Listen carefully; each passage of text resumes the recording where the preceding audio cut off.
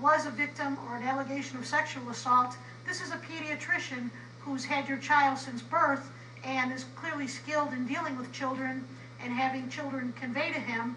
And the fact that everything came from Karan Ivy's mouth was troublesome and actually aggravated. It was an aggravating factor that could have implied that she in fact created this laceration on her daughter because of the timing of when it was discovered and the fact that it was absent the previous day at Children's Hospital. All right, so Lisa maybe spurring her on, Lisa mentioning the same kind of thing and asking that question. And again, just to clarify, Lisa was asking about you pressing Karan Ivy, not Monique Cherry. Just want to clarify that point. You addressed it as well.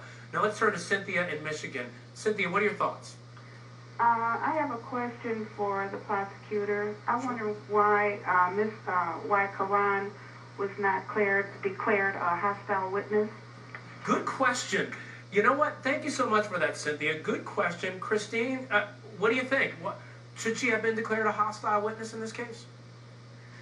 The legal difference or legal significance of declaring someone a hostile witness allows you, when the prosecution calls a witness, I conduct what's called a direct examination on them, where I do not, I ask them open-ended questions. I cannot lead the witness in terms of suggesting what it is that the answer should be, and that essentially is a leading question.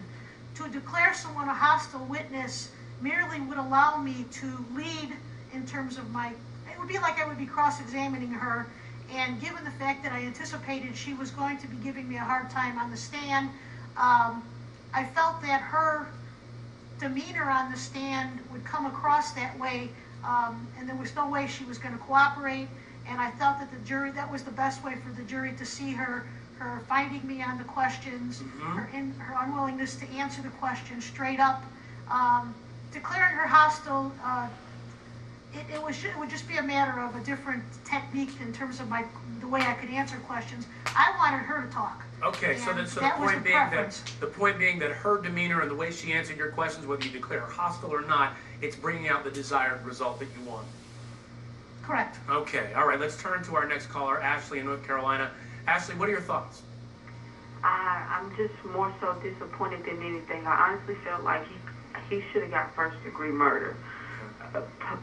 Only because he showed no emotion the whole trial for those whole 2 weeks at all. He didn't cry, he didn't whimper, he didn't do anything. And this is somebody that he brought to the world. Like, I'm still boggled by how could you take your 15-year-old son out in the middle of the yard and shoot him execution style? But Ashley, could the fact that he had a calm demeanor in court, I'm just playing devil's advocate here, could the fact that he's so calm in court kind of lend credence to the idea that during the situation he tried to stay calm in the same way that he is in court, which means when he snapped, he really did snap. In other words, it's out of character for him to do what he did, and maybe that's the snapping effect that the defense keeps talking about. Okay, and to go off of that, like, if that was the case, then if you know you was placing yourself in a hostile environment when you was on your way to the house, why would you bring a gun? Very good point. Why would you bring a gun? This is your 15-year-old son. Yeah, I could understand, okay, maybe you beating the living doodle out of him,